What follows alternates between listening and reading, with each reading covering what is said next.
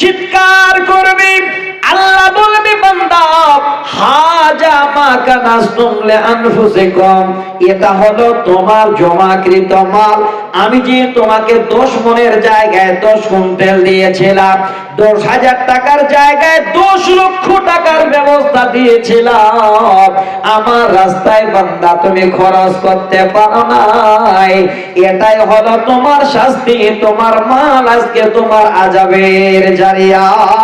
এবার মাল আপনাকে যেন সাপ হয়ে আপনার গলায় পেঁচিয়ে ধরবে,